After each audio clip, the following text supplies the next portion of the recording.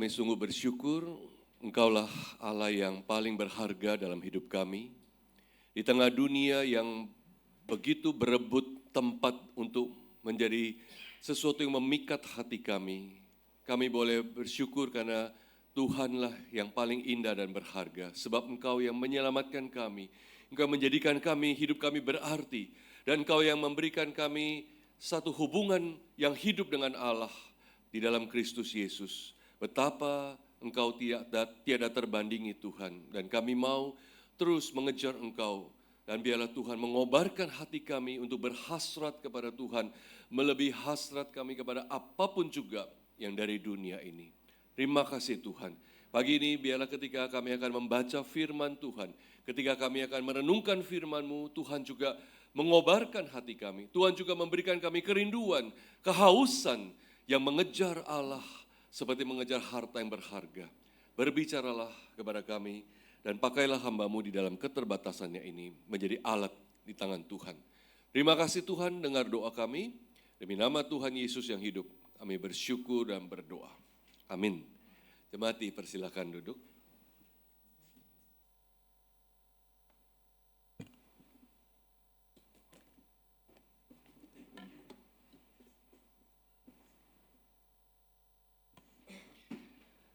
Salam sejahtera saudara yang terkasih di dalam Kristus. Saya senang sekali kembali bisa melayani di GKI Alam Sutra ini setelah cukup lama tidak melayani di sini. Dan hari ini topik yang diberikan adalah tadi Austin masih ada di depan ini, lain di bibir, lain di hati. Nah, kita melihat satu bagian firman Tuhan. Pagi hari ini kita melihat kitab Nabi Yesaya pasal 29. Kita akan melihat ayat 9 sampai 14. Yesaya 29 ayat 9 sampai 14.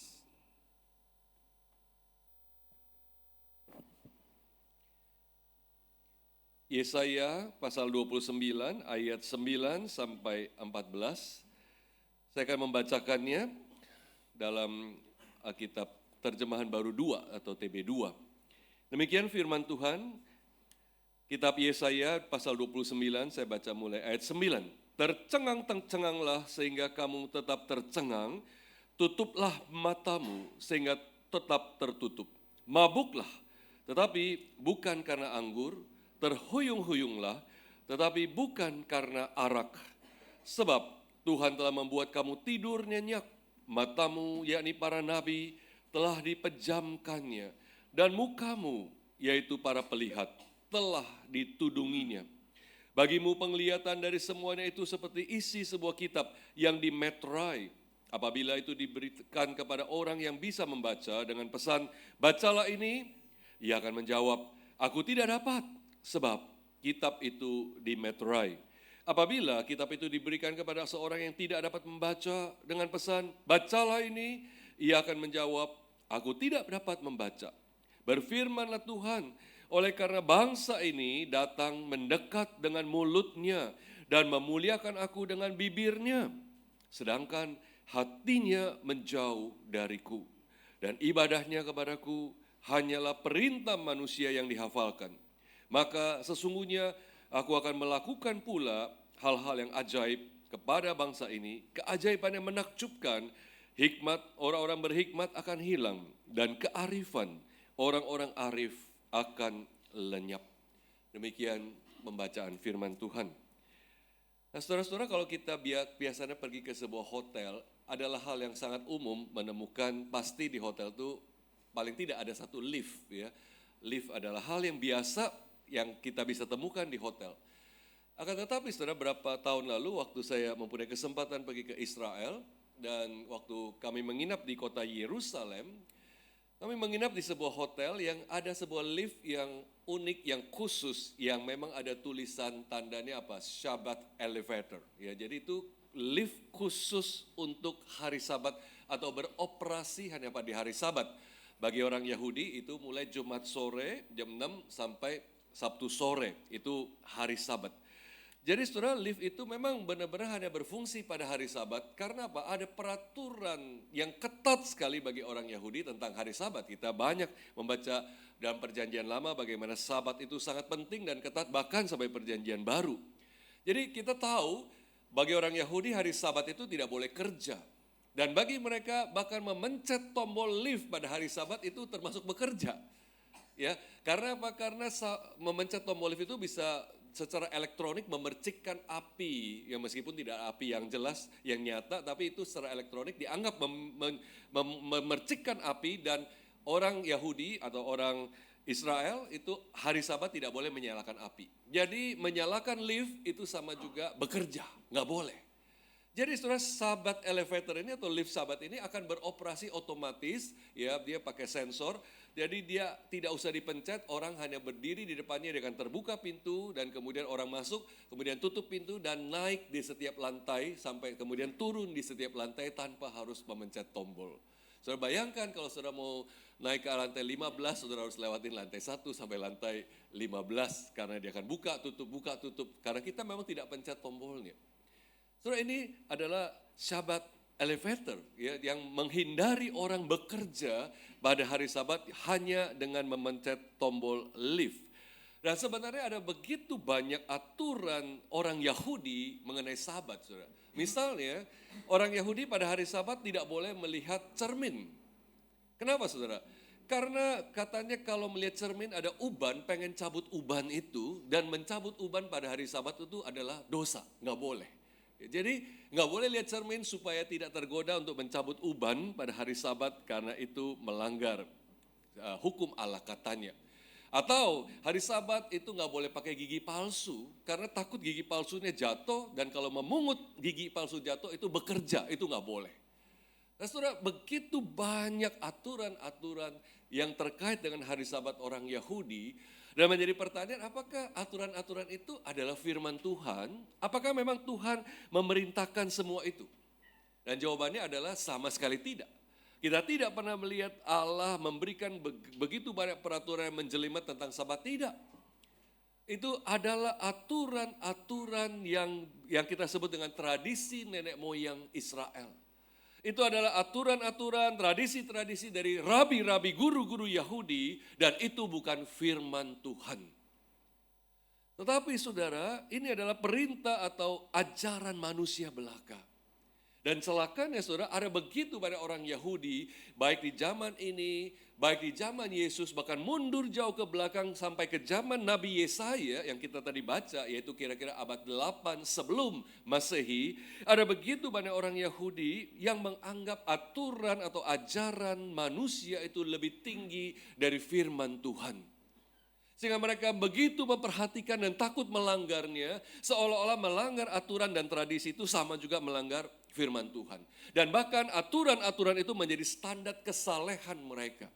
Bagaimana orang menilai seorang Yahudi saleh atau tidak adalah bahkan sekarang bukan dinilai dari ketaatan kepada firman Tuhan, tetapi ketaatan kepada tradisi, ketaatan kepada aturan-aturan yang dibuat oleh rabi-rabi atau guru-guru Yahudi mereka. Maka saudara, seringkali standar kesalehan, standar kesucian, standar kehebatan rohani seorang Yahudi itu ditentukan oleh ketaatan kepada aturan-aturan yang demikian. Maka tidak heran saudara, ibadah-ibadah mereka sekalipun kelihatannya begitu penuh kesalehan, begitu penuh ketaatan, tetapi sebenarnya adalah ibadah yang tidak Tuhan berkenan. Karena ini bukan ibadah yang sejati. Ibadah yang didirikan di atas dasar hikmat manusia, pikiran manusia, cara manusia, itu sama sekali tidak mengubah kehidupan. Dan saudara, inilah yang Allah tentang sepanjang hidup orang Israel. Seringkali Allah berkali-kali menegur mereka. Bahkan sampai di perjanjian baru Tuhan Yesus juga menegur orang-orang Farisi, ahli-ahli Taurat untuk kesalahan yang sama.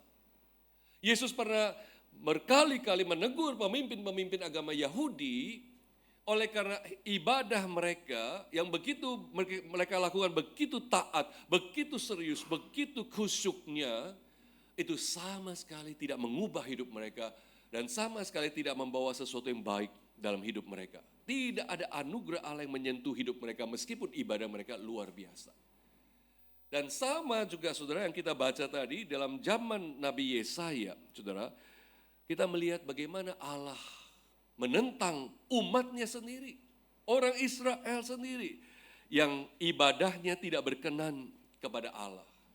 Kita membaca tadi Tuhan berkata, bangsa ini datang mendekat kepadaku dengan mulutnya dan memuliakan aku dengan bibirnya, sedangkan hatinya menjauh daripadaku. Ironis sekali, saudara. Ibadah yang begitu luar biasa tampak bagus dari luar.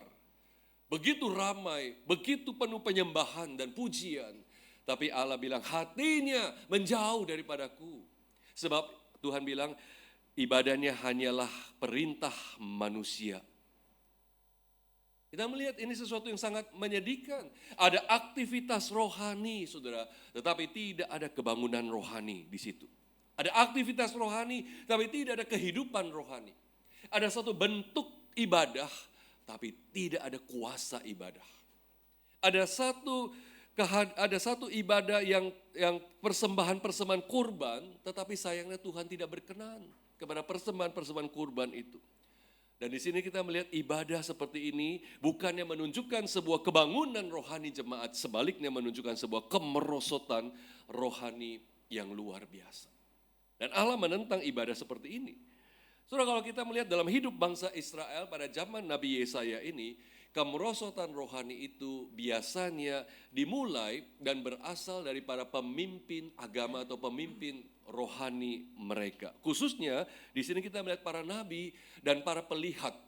Para pelihat adalah orang-orang dalam jabatan kerohanian yang Tuhan berikan visi, penglihatan khusus tentang apa yang sedang Tuhan lakukan pada bangsa Israel ini.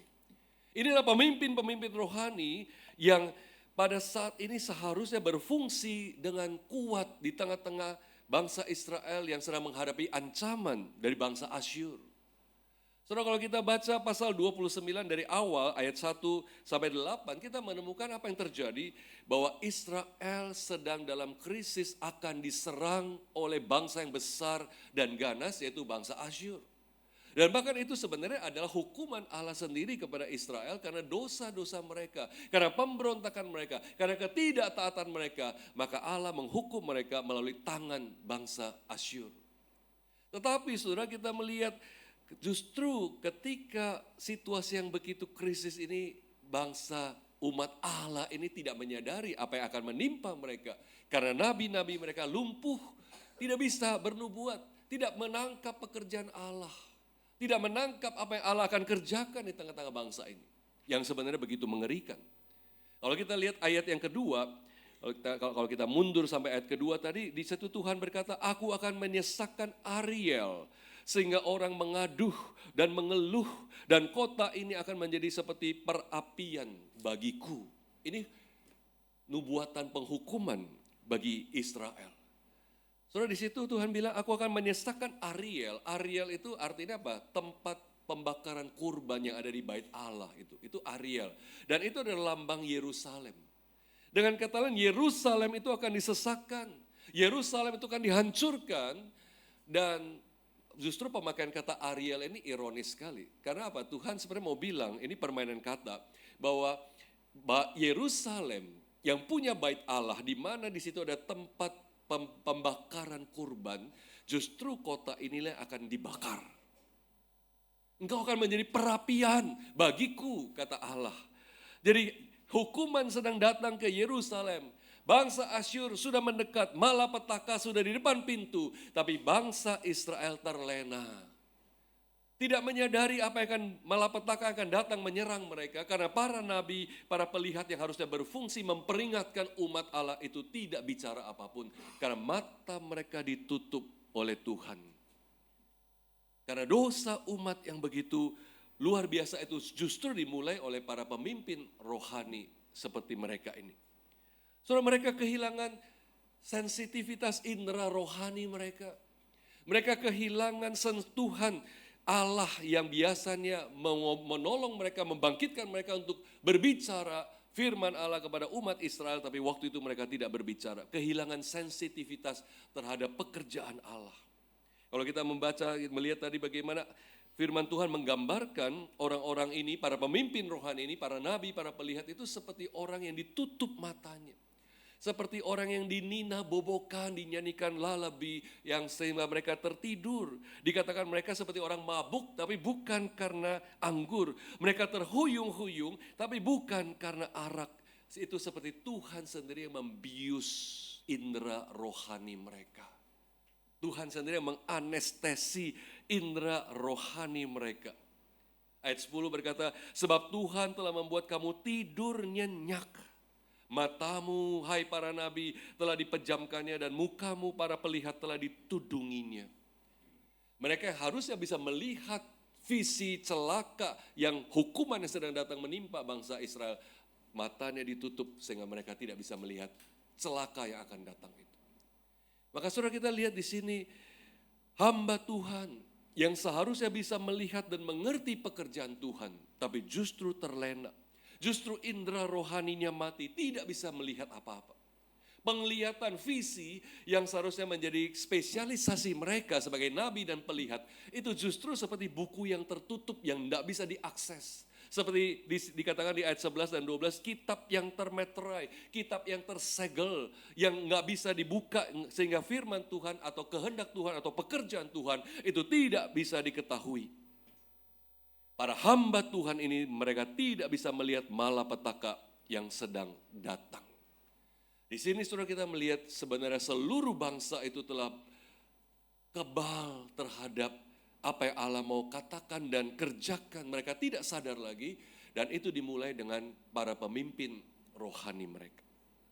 Celaka pemimpin-pemimpin rohani yang seharusnya sensitif terhadap pekerjaan Tuhan, tapi justru tidak sensitif sama sekali dan tidak mengajarkan apa yang seharusnya, pertobatan kepada umat Allah.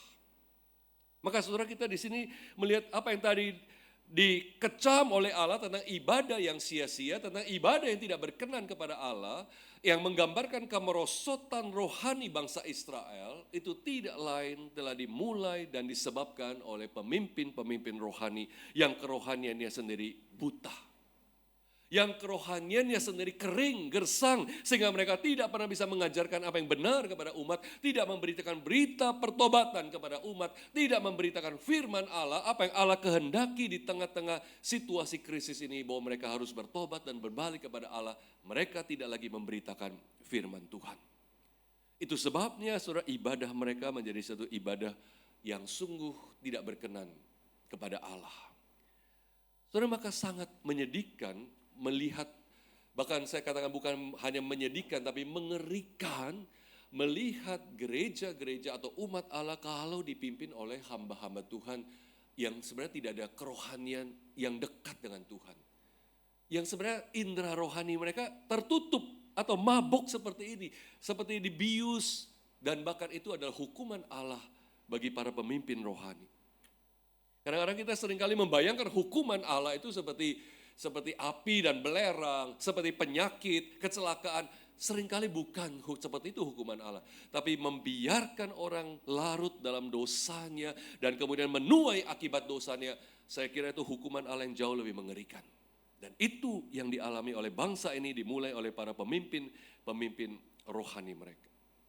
Nah, saudara, hari ini sedini ada begitu banyak umat Allah, ada begitu banyak gereja yang dipimpin oleh pemimpin rohani yang sebenarnya tidak membawa umat itu dekat kepada Allah, tapi justru mencari keuntungan, mencari manfaat dari umat Allah, dari jemaat.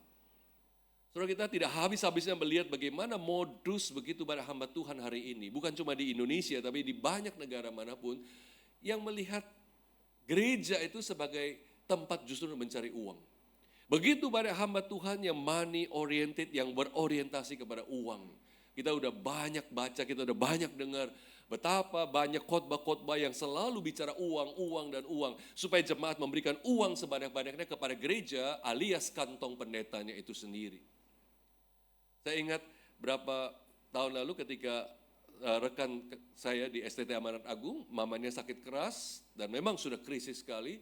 Dan ingin mengundang pendeta dari sebuah gereja untuk datang ke rumah mengadakan perjamuan kudus di rumah bagi maman yang sudah krisis.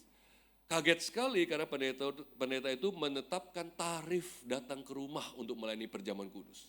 Pendeta tarifnya berapa dan bawa 2 penatua yang masing-masing juga ada tarifnya. Saudara pernah mengalami hal seperti itu? Ini seperti bisnis. Apa bedanya memanggil pendeta datang ke rumah dengan memanggil tukang datang ke rumah beresin rumah? Semua ada tarifnya, semua ada uangnya.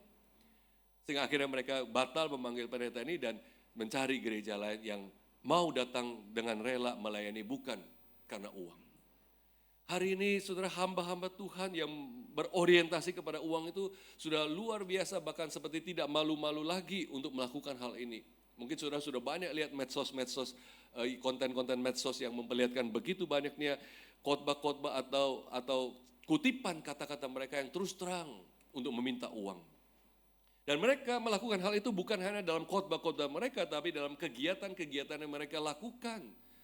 Saya baru beberapa hari lalu melihat sebuah publikasi di media sosial dari sebuah gereja yang sangat sebetulnya terus terang membuat saya kaget, meskipun sebenarnya harusnya nggak kaget lagi. Karena publikasi itu mempublikasikan apa? Ini ada yang namanya Supernatural Miracle Academy. Jadi kira-kira kalau diterjemahkan sekolah mujizat, ya, Supernatural Miracle Academy, dan di bawahnya ada tulisan Divine Healing Coaching Clinic. Ya, jadi ini adalah melatih bagaimana orang bisa melakukan kesembuhan rohani, terbuka untuk umum. Dan kemudian fasilitasnya antara lain bisa praktek di KKR kebangunan rohani, penyembuhan. Ya, jadi ada prakteknya di KKR penyembuhan, kesembuhan ilahi. Dan saudara tentu semua itu ada tarifnya, biayanya 1,5 juta untuk melakukan belajar menyembuhkan, belajar melakukan mujizat. Jadi ini Miracle Academy. Saudara bayangkan sampai ada nama sekolah mujizat. Dan saya pikir ini adalah cara cari uang yang luar biasa. 1,5 juta satu orang, kalau ada 100 orang aja itu udah 100 juta, bukan lebih. Dan kalau kita tidak berhasil menyembuhkan orang, kalau kita tidak bisa melakukan mujizat itu, mungkin dengan mudahnya mereka berkata kamu kurang iman. Ya, 1,5 juta sudah melayang, tapi kamu nggak bisa melakukan apa-apa. Dan saudara, inilah zaman di mana begitu banyak pemimpin rohani yang sebenarnya spiritualitasnya sedang seperti dibutakan oleh Allah, sehingga mereka terus melakukan kesalahan dan menyesatkan umat, menyimpangkan umat. Dan betapa kita harus hati-hati karena pemimpin rohani yang buta rohani akan menghasilkan umat atau jemaat yang tidak mengerti kebenaran firman Tuhan. Pemimpin rohani yang hanya mencari keuntungan semata-mata seperti yang banyak terjadi pada zaman Nabi Yesaya, yang hanya mau dekat kepada para pemimpin tapi menyesatkan dan memeras umatnya, itu akan membawa pada satu hidup ibadah yang begitu merosot, yang Allah tentang. Maka tidak heran saudara, karena pemimpin-pemimpin rohani seperti inilah menyebabkan ibadah yang tidak berkenan kepada Allah. Saudara, dalam bangsa Israel sebenarnya kemerosotan dalam ibadah ini bukan hanya terjadi di pasal 29. Bahkan kalau kita baca kitab Nabi Yesaya dari pasal 1, dari permulaan kitab Nabi Yesaya, Allah sudah mengajukan kekesalannya, capeknya melihat ibadah orang Israel yang penuh kepalsuan itu. Itu dari pasal 1 Tuhan sudah mengeluh. Dan bahkan kalau kita lihat di pasal 1 itu Tuhan Allah memakai begitu banyak kata-kata yang menggambarkan dia sangat susah. Sangat susah oleh karena ibadah orang Israel ini. Kalau kita lihat di pasal 1, lihat bahasa-bahasa yang Tuhan pakai. Tuhan bilang apa? Aku sudah jemu dengan kurban-kurban bakaranmu. Dia berkata, persembahanmu adalah hal yang menjijikkan bagiku. Perayaan hari-hari rayamu aku benci. Semua itu menjadi beban bagiku, kata Tuhan. Dan aku sudah lelah menanggungnya. Saudara, kita mungkin kaget melihat ini ibadah loh, saudara. Ibadah yang seharusnya menyenangkan Tuhan. Ibadah yang seharusnya menjadi satu dupa yang harum bagi Tuhan. Yang seharusnya berkenan kepada Tuhan. Tapi justru Tuhan pakai kata-kata seperti itu. Jemu, benci, jijik, lelah. Karena ibadah orang Israel. Mereka beribadah kepada Allah. Tapi mereka sama sekali tidak mempunyai hati yang mengasihi Allah dan mementingkan apa yang menjadi kebenaran firman Allah. Mereka beribadah kepada Allah, tapi hidupnya tidak ada kebenaran, tidak ada righteousness baik di hadapan Allah maupun di hadapan sesama. Kalau kita lihat betapa banyak penindasan yang umat Allah lakukan kepada saudara-saudara sebangsanya sendiri. Jadi sementara mereka begitu luar biasa ibadahnya, tapi mereka juga menindas sesamanya dengan luar biasa. Mereka beribadah kepada Allah, tetapi mereka sama sekali tidak ada hati yang membenci dosa. Mereka melakukan dosa seperti itu hal yang biasa, hal yang lumrah dilakukan. Maka kita melihat di sini ironisnya Yerusalem atau yang tadi disebut Ariel, ada tempat persembahan kurban, tapi itu justru menjadi tempat yang menjijikkan bagi Allah. Bait Allah di Yerusalem itu adalah bangunan yang megah, yang menjadi pusat kehidupan rohani orang Yahudi pada masa itu. Di sana tiap hari kurban-kurban binatang dipersembahkan, dibakar bagi Allah. Akan tetapi ritual agama yang begitu luar biasa itu sama sekali tidak menghasilkan sesuatu hal yang berkenan kepada Allah. Karena ibadah itu tidak memperlihatkan keselarasan dengan hidup umat Allah yang seharusnya sesuai dengan firman Tuhan. Disinilah saudara kita menemukan satu realita yang begitu ironis, yaitu ada keterputusan hubungan, ada disconnection antara ibadah orang percaya dengan hidup mereka. Ibadah umat Allah dengan hidup mereka. Antara ibadah, antara agama dengan kehidupan itu tidak nyambung, disconnected. Dan ini menjadi satu refleksi buat kita, saudara. Jangan-jangan atau apakah kita terlihat begitu bagus dari luar. Tiap hari gereja penuh, tiap minggu gereja penuh. Kita bertekad mau datang untuk beribadah. Kita begitu aktif dalam kegiatan-kegiatan rohani, pelayanan, menjadi guru sekolah minggu, melayani sebagai pengurus, sebagai majelis, sebagai bahkan hamba Tuhan. Tapi apakah internal kita, manusia batinnya kita, itu selaras dengan ibadah yang kita lakukan? Sedihnya saudara, hari ini kita melihat ada begitu banyak orang Kristen yang mengalami apa yang bisa disebut sebagai Sunday, Monday disconnection. Antara hari Minggu dengan hari Senin dan hari-hari weekdays lainnya itu tidak ada hubungannya. Hari Minggu begitu luar biasa beribadah, hari Minggu begitu aktif dan begitu saleh di rumah Tuhan. Tapi hari Senin, Selasa dan seterusnya, hidup mereka sama sekali tidak menggambarkan kuasa ibadah, kuasa penyembahan yang mereka lakukan pada hari Minggu. Di satu sisi praktek ibadahnya begitu luar biasa, begitu sempurna, ritualnya dilakukan semua, tapi praktek kehidupannya itu sama sekali tidak selaras dengan ibadahnya. Itu adalah Sunday, Monday disconnection. Saudara, kalau kita baca di satu bagian kitab Amos di Perjanjian Lama, yaitu Amos pasal 8, bahkan kita membaca satu hal yang sangat menggelikan kalau saya mau beri istilah itu. Kenapa saudara? Kalau kita lihat di Amos pasal 8 itu Allah menjatuhkan hukuman kepada umatnya. Karena apa? Salah satu alasannya bahkan ketika mereka sedang beribadah, mereka sudah berpikir perbuatan curang berikutnya apa yang mau dilakukan. Bayangkan, masih beribadah tapi otaknya sudah mikir hal-hal yang tidak benar. Amos pasal 8 ayat 5b menulis demikian. Ketika mereka sedang melaksanakan aturan hari Sabat, mereka berpikir, kapan hari Sabat berlalu supaya kita boleh menawarkan terigu dengan berbuat curang dengan neraca atau timbangan palsu. Kapan Sabat boleh berlalu sehingga kita bisa menjual gandum yang rusak. Jadi sudah sementara mereka mentaati hukum hari Sabat, mereka sedang menyembah Tuhan melalui ketaatan kepada hari Sabat, tapi pikirannya kapan Sabat ini lewat sehingga mereka bisa nipu orang lagi. Kapan Sabat ini lewat sehingga mereka bisa makan orang lagi. Sementara ibadah mereka sudah pikir siapa yang bisa kita ciak berikutnya. Yang bisa kita tipu, yang bisa kita curangi berikutnya ini. Mereka tidak sabar ibadah segera selesai karena begitu sudah ingin bisa melakukan apa yang mereka rencanakan, kejahatan yang mereka rencanakan. Maka saudara, ini bukan lagi Sunday, Monday disconnection, tapi ini Sunday morning and Sunday evening disconnection.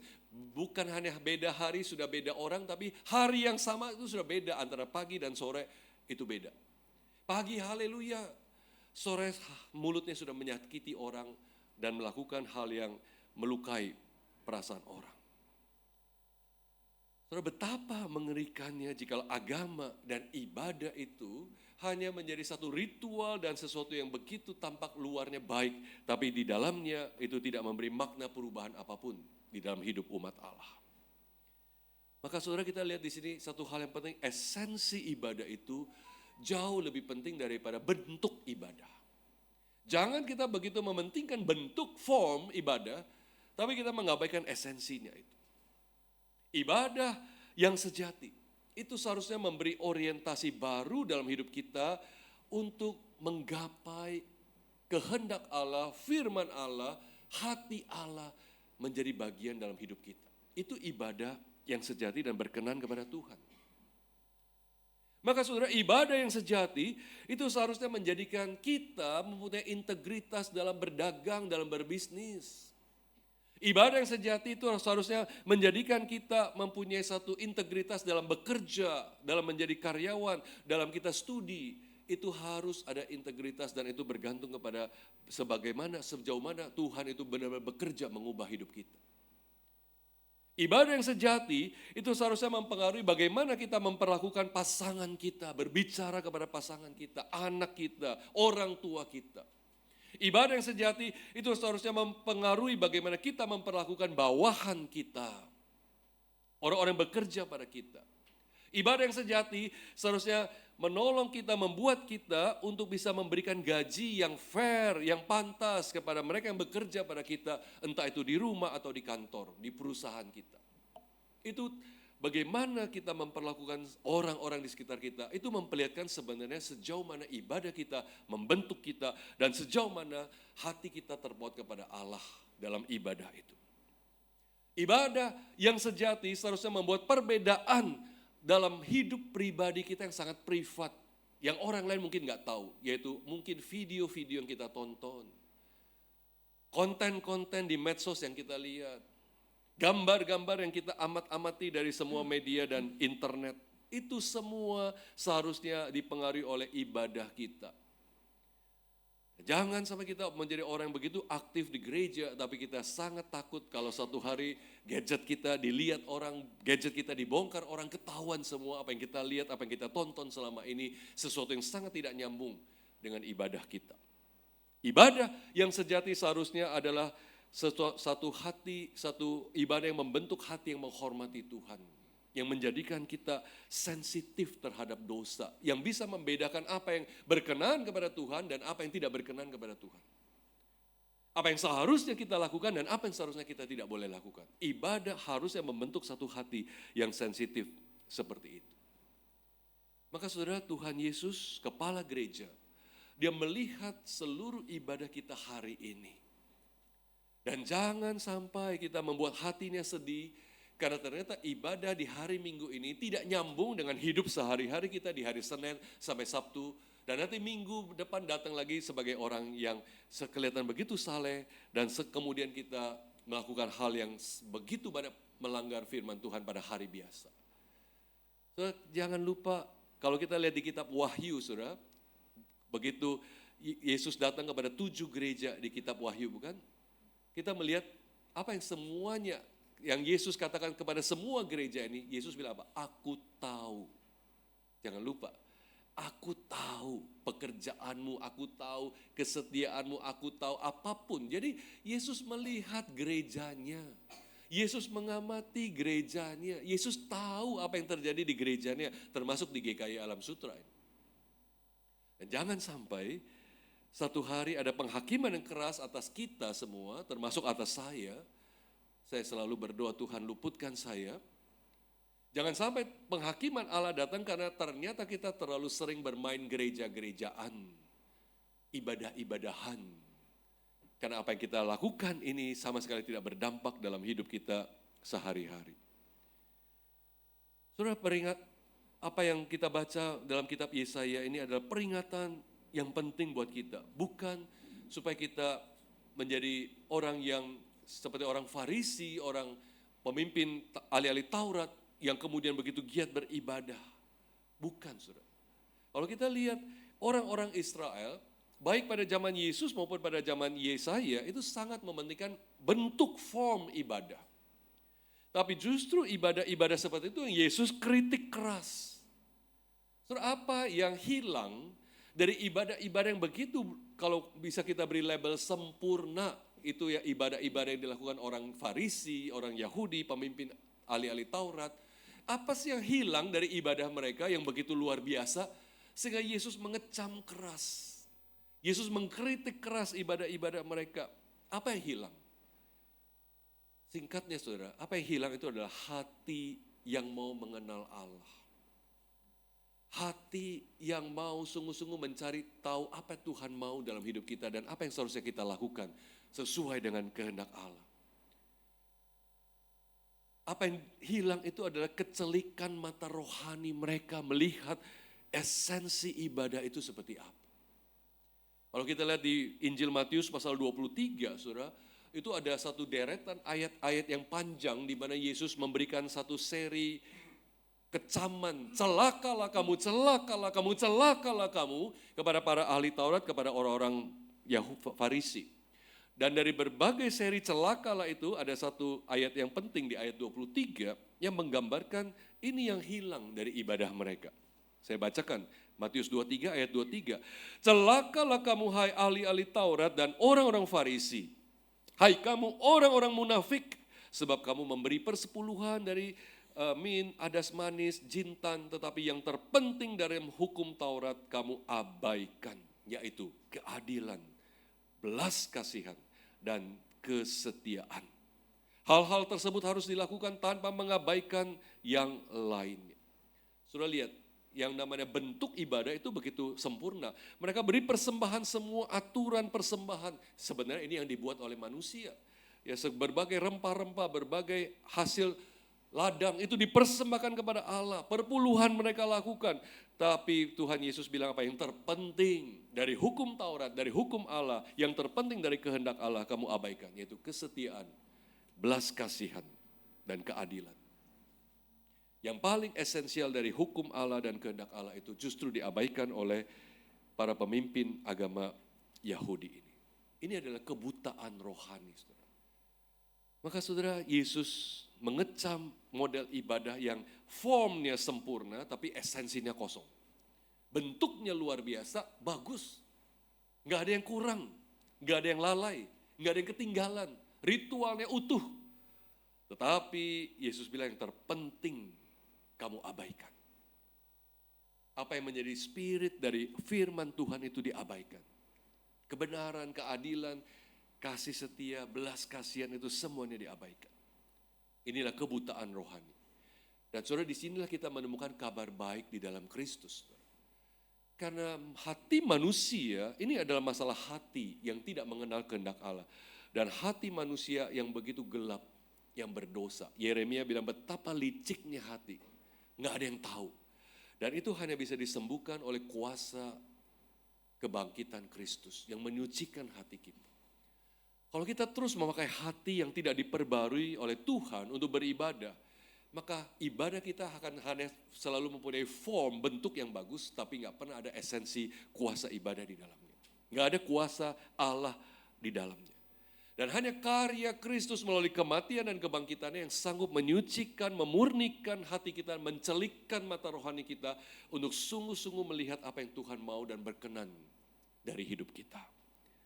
So, oleh sebab itu ibadah kita itu seharusnya selalu didasarkan kepada karya Kristus.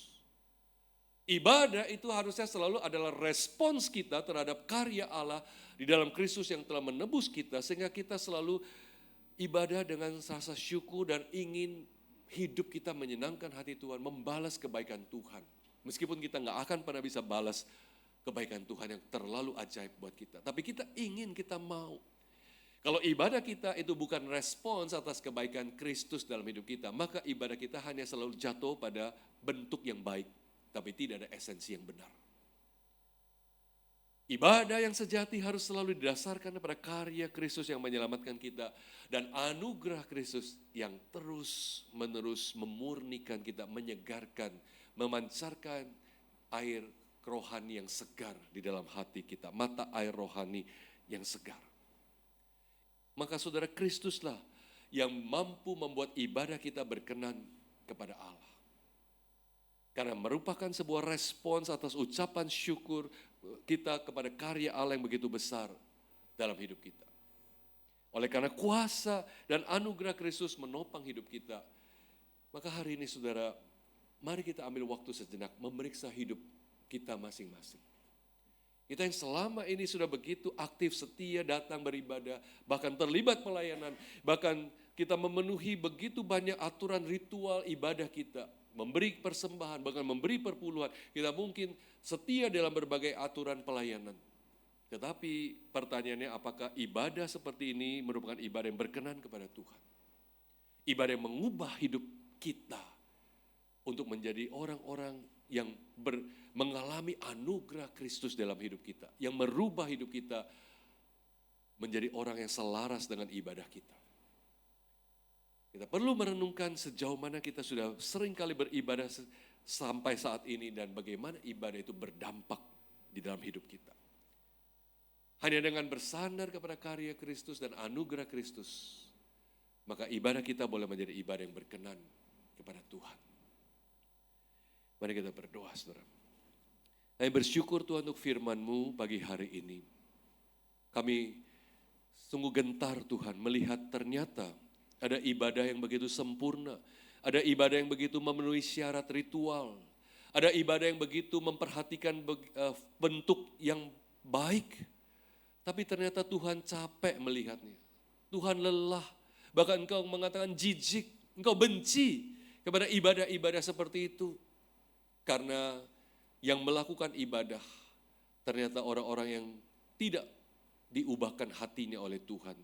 Yang tidak mengasihi Tuhan, yang tidak membenci dosa, yang tidak mementingkan kebenaran di dalam hidupnya.